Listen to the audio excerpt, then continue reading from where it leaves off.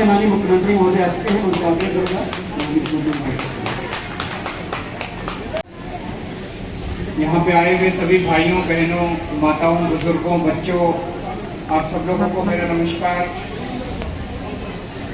अभी मेरे छोटे भाई दिलीप पांडे जी अंदर मेरे को सारा, इन्होंने जो नया दफ्तर बनाया है, आप लोग घूम के आए ना दफ्तर में, अभी गए नहीं हो तो मैंने रिबन काट दिया, आप चले जाना इसलिए।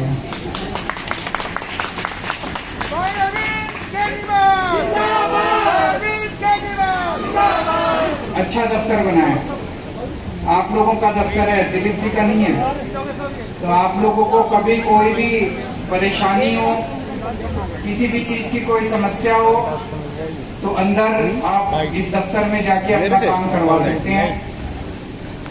निजी परेशानियों कभी कभी ऐसे भी आ जाए करो, चाहे को बोलना, चाय का भी इंतजाम है अंदर। और इन्होंने पूरी व्यवस्था जो की है वो बहुत शानदार है। इन्होंने पूरी सिस्टम बना दिए सारे। अभी तक क्या होता था भाई, किसी के भी दफ्तर में जाओ, किसी को जल बोर्ड की समस्या है, किसी को राशन की समस्या है, किसी को पीडब्ल्यूडी की समस्या है, तो एमएलए दफ्तर में जो भी बैठा है, हो सकता है उसको उस विभाग का पता ही नहीं हो सकता है उसको ये पता ही नहीं हो कि अब मैं क्या करूं इसका। तो इन्होंने सारे सिस्टम बना दिए, भाई इसकी ये जिम्मेदारी है, इसकी ये जिम्मेदारी है, इस विभाग से संबंधित कोई भी समस्या है तो ये देखेगा, इस विभाग से संबंधित कोई भी समस्या है तो ये देखेगा। तो ये सारे सिस्टम बना दिए। और जो इंटरनेशनल संस्था है ISO करके, ISO 9000, वो इंटरनेशनल संस्था इनका सारा देख के गई है और उन्होंने कहा है भाई हम इनको अपना सर्टिफिकेट देने को तैयार हैं कि इन्होंने जो व्यवस्था बनाई है वो व्यवस्था बिल्कुल इंटरनेशनल स्टैंडर्ड की है। देश में किसी भी एमएलए को उस संस्था ने सर्टिफिकेट नहीं दिया ISO वाला। वैसे तो सबसे बड़ा सर्टिफिकेट तो उसी दिन था जब आपने वोट देके इसको जिताया था, उससे बड़ा तो कोई सर, बाकी ISO तो बात की बात है, सबसे बड़ा सर्टिफिकेट है आप लोगों ने वोट देके जिताया था। तो अब ये संस्था ने सर्टिफिकेट दिया, इसका मतलब ये है कि भाई इन्होंने जो व्यवस्था करी है वो ठीक है। अब आपका सर्टिफिकेट चाहिए। इसके बाद अगले दिनों में जब भी कोई समस्या हो, आप दफ्तर में आना, देखना कि जो इन्होंने नई व्यवस्था की है वो ठीक है क्या। भाई आप लोग जिस दिन कहोगे भाई अच्छी व्यवस्था करी है, वो असली सर्टिफिकेट होगा जिस दिन जनता खुश होगी और जनता कहेगी कि भाई जिस दिन जनता करेगा, फिर वो क्या करेगा, फिर उसके बाद क्या होगा, फिर उस समस्या को कैसे डील किया जाएगा, ये सारे प्रोसीजर, ये सारे प्रोसेस इन्होंने अच्छे से डॉक्यूमेंट किए हैं और उनको अच्छे से लागू किया है। इसको ISO वाले जो है स्टडी करके गए, एग्जामिन करके गए और इनको ISO 9000 सर्टिफिकेट मिला है इनके दफ्तर को। पूरे भारतवर्ष में शायद ये पहला और अकेला MLA ऑफिस है जिसको ISO 9000 सर्टिफिकेट मिला है।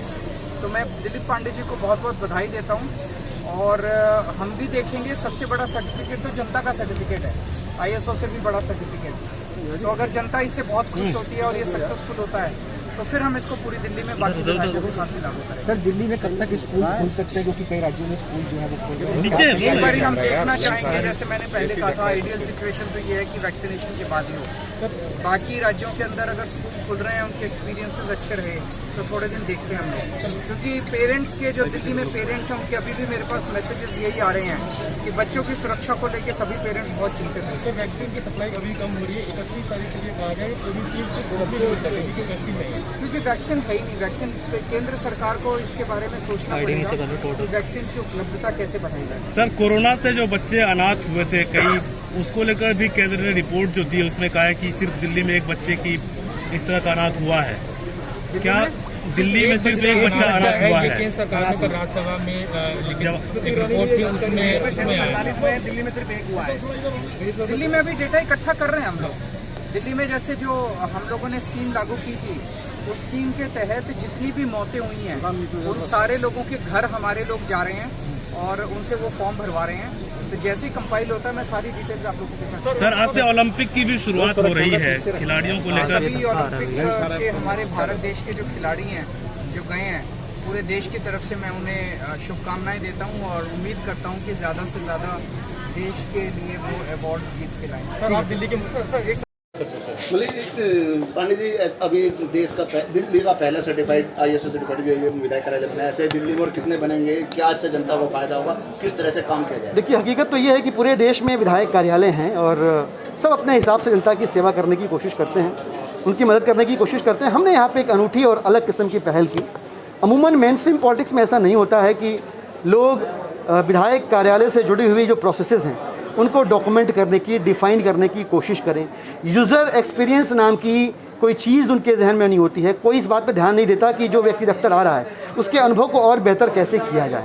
हमने इस पर ध्यान दिया और हमने अपने सारे इंटरनल प्रोसेसेस को, इस दफ्तर से जुड़े हुए लोगों को डिफ़ाइन, उन प्रोसेसेस को डॉक्यूमेंट किया, डिफ़ाइन किया पहले, फिर डॉक्यूमेंट किया, फिर उसमें जो पर्सन हैं रिस्पॉन्सिबल उनको उसमें अटैच किया, फिक्स किया और एक सिस्टम के थ्रू सारे ग्रीवेंसेस को एड्रेस करने की एक प्रोसेस की हम शुरुआत कर रहे हैं। अभी हमने एक एप्लीकेशन बनाई हुई है, बाद में ऐप भी बनाएंगे, पर वो ऐप सब कुछ नहीं है। सब कुछ क्या है? प्रोसेस। वो प्रोसेस डिफ़ाइन करना बड़ा ज़रूरी था, डॉक्यूमेंट करना बड़ा ज़रूरी था। उस प्रोसेस के डिफ़ाइन और डॉक्यूमेंट होने के बाद हमें पूरा विश्वास है कि ये जो अभूतपूर्व कार्य हुआ है कि पूरे देश में पहली बार किसी विधायक कार्यालय को ISO सर्टिफिकेशन मिला है, इसका असल लाभ मिलेगा। लेकिन मैंने जो बॉटम लाइन कही वो अभी भी वही है। बॉटम लाइन ये है कि किसी भी सर्टिफिकेशन से बड़ा जनता का सर्टिफिकेशन है और मुख्यमंत्री जी ने भी कहा कि इस एक बार अगर जनता इसको पसंद करना शुरू करती है और सब कुछ ठीक रहता है तो इस प्रयोग को हम बाकी की विधानसभाओं में भी दोहराने की कोशिश करेंगे। सर, PGMS सिस्टम और इस वाले सिस्टम में क्या फ़र्क है? जनता को तो उससे क्या? जो PGMS सिस्टम है वो PGMS सिस्टम सरकार का सिस्टम है। सरकार के अलग अलग विभाग हैं, उन विभागों के पदाधिकारी हैं। जब आप PGMS में सिस्टम में लॉगिन करते हैं, कोई भी ग्रीवेंस उस पर रजिस्टर करते हैं तो वो गवर्नमेंट डिफाइंड प्रोसेसेस के हिसाब से वर्क फ्लो मैनेजमेंट के जरिए अलग अलग विभागों तक जाता है। हमने सरकार के प्रोसेस को नहीं डिफाइन किया, मैंने कहा ना इंटरनल प्रोसेस को डिफाइन किया। जैसे हमने अगर यहाँ पे मान लीजिए 10 डिपार्टमेंट्स हैं, हर डिपार्टमेंट का एक प्रतिनिधि बनाया विधानसभा स्तर पर और उस डिपार्टमेंट का प्रतिनिधि बनाया वार्ड के स्तर पर भी, और उसको ये बताया कि भाई तुमको ये 1 2 3 4 5 स्टेप लिखे हुए हैं, इसी हिसाब से काम करना है, अपनी मर्जी से काम नहीं करना है। ये प्रोसेस डिफाइन कर दिया, पर्सन डिफाइन कर दिया और सबको एक जगह लिख भी दिया, डॉक्यूमेंट भी कर दिया, तो अब कन्फ्यूजन नहीं होगा। अब तक पहले का शुरू का दफ्तर का हमारा अनुभव ये रहा कि लोग आते थे, आधार कार्ड में स्टैंप लगवाना है जी। अब यहाँ पे अगर उसके पास एड्रेस प्रूफ नहीं है तो लोगों को पता नहीं था कि आधार कार्ड में स्टैंप कैसे लगेगा, कैसे उसका एड्रेस चेंज होगा, क्या होगा, क्योंकि जो डिफाइंड गाइडलाइंस हैं उसके हिसाब से वो बंदा उसमें फिट होता नहीं है। तो हमने उन सारी चीज़ों का ध्यान रखते हुए कि किन किन कामों के करने से जनता का अनुभव बेहतर होगा, एनहांस होगा, हमने फिर प्रोसेस को डिफाइन किया और उसका ऑडिट हुआ। ऑडिट इंटरनेशनल संस्था है, ISO जो है वो ऑडिट करती है। वो ऑडिट किया जब वो सेटिस्फाई हुए कि इंटरनेशनल बेंचमार्क्स को, सर्विस की जो इंटरनेशनल बेंचमार्क है उसको ये संस्था सेटिस्फाई कर रही है, डॉक्यूमेंटेशन हो चुका है, तब उन्हें ये सर्टिफिकेट हमको अवार्ड किया है। सर, एक आपकी तरफ से चुनाव के बाद घोषणा करी गई थी कि हर वार्ड में एक शिकायत पेटी लगेगी, तो वो प्रोसेस अलग रहेगा या इस नहीं, उसको तो हमने बंद कर दिया ना, कोविड शुरू हो गया। अब जब आप शिकायत पेटिका लगाएंगे तो क्या होगा?